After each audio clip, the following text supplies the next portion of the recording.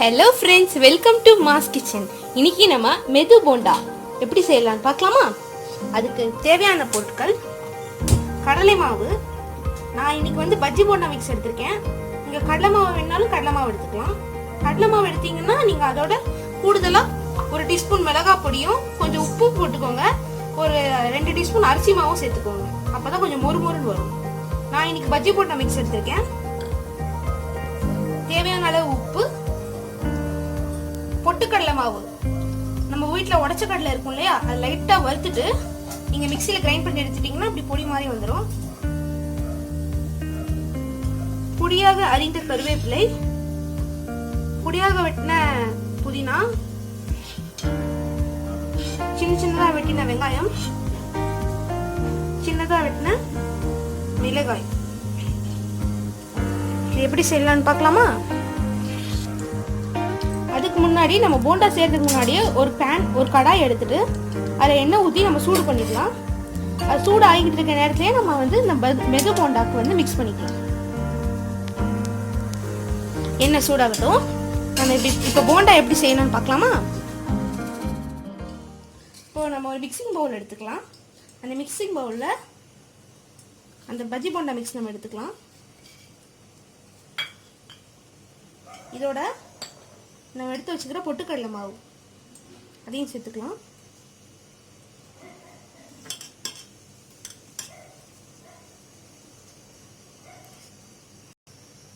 இப்போ நம்ம 2 பவுடரையும் நம்ம மிக்ஸ் பண்ணிக்கிட்டோம்.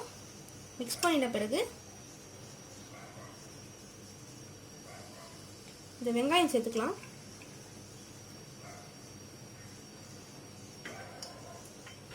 பச்சை மிளகாய், அரிஞ்சு வச்சிருக்க பச்சை மிளகாய் சேர்த்துக்கலாம்.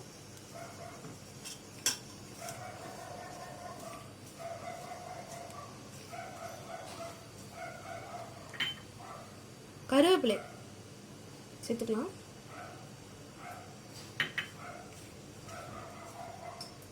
புதினா இலைகள் வெட்டி வச்சிருக்கோம்ல, அதுவும் சேர்த்துக்கலாம்.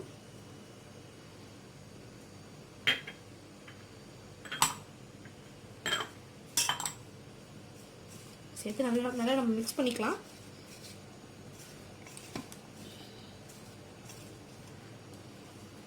இந்த போண்டாவுக்கு தேவையான அளவு உப்பு சேர்த்துக்கலாம்.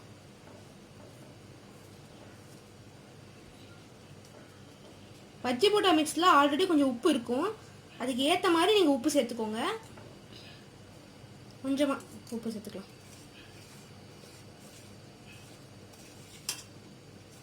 இப்போ இந்த கன்சிஸ்டன்சிக்கு இந்த பொருட்களெல்லாம் சேர்த்து நீங்கள் மிக்ஸ் பண்ணிக்கோங்க.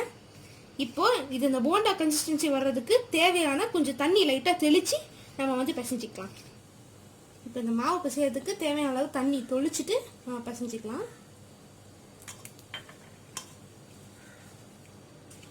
கொஞ்சம் கொஞ்சமாக நீங்கள் தண்ணியை தொளிச்சே நீங்கள் பிசைஞ்சிக்கோங்க. இந்த ரொம்ப தண்ணி ஆயிடுச்சுன்னா அந்த கன்சிஸ்டன்சி சரியாக இருக்காது.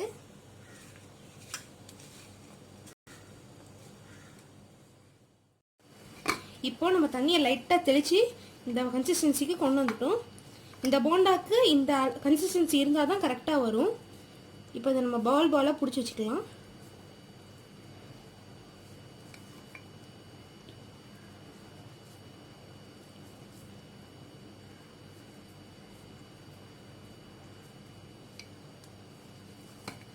இந்த மாதிரி நம்ம எல்லா பாலும் பண்ணி வச்சுக்கலாம். இப்போ நம்ம பால்ஸ் இப்படி ஊட்டி வச்சுட்டோம். சூடான எண்ணெயில் இது நம்ம பொரிச்சு எடுத்துடலாம்.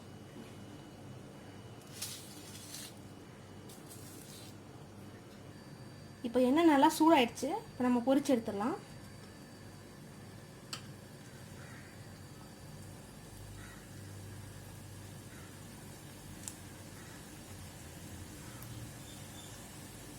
இந்த போண்டாக்கு மட்டும் நீங்கள் மிதமான ஹீட்டில் தான் நீங்கள் பொரிச்சிருக்கணும். நிறைய ஹீட்டில் நீங்கள் பொரிச்சிங்கன்னா உள்ள மாவு வேகாது.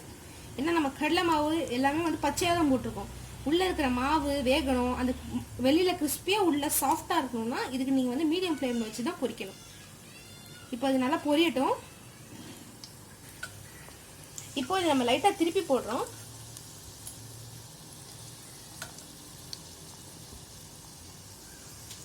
நல்லா வேகட்டும். மீடியம் ஃப்ளேமில் வச்சே வேக வைங்க. இப்போ நம்ம மெது போண்டா ரெடி ஆயிடுச்சு. நம்ம இதில் எடுத்துடலாம், எண்ணெயிலேருந்து எடுத்துடலாம். இப்போ நம்ம மெது போண்டாவை எடுத்துடலாம். இப்போ நம்ம இன்னொரு செட் பொரிச்சு எடுத்துடலாம். நம்ம மெது போண்டா ரெடி ஆயிடுச்சு. இந்த ரெசிபியை நீங்கள் உங்கள் வீட்டில் செஞ்சு பார்த்துட்டு எப்படி இருந்துச்சுன்னு கமெண்ட் செக்ஷனில் தெரிவிங்க.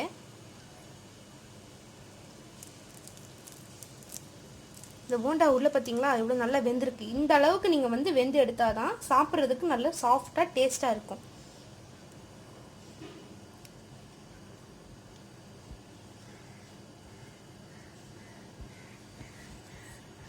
இந்த வீடியோ உங்களுக்கு பிடிச்சிருந்துச்சுன்னா லைக் பண்ணுங்கள், ஷேர் பண்ணுங்கள். மறக்காமல் நம்ம மாஸ் கிச்சனுக்கு சப்ஸ்கிரைப் பண்ணுங்கள். கூடவே பக்கத்தில் இருக்க பெல் பட்டனையும் கிளிக் பண்ணுங்கள். மீண்டும் நான் இன்னொரு சுவையான ரெசிபியோடு சந்திக்கிறேன். அதுவரை பாய்.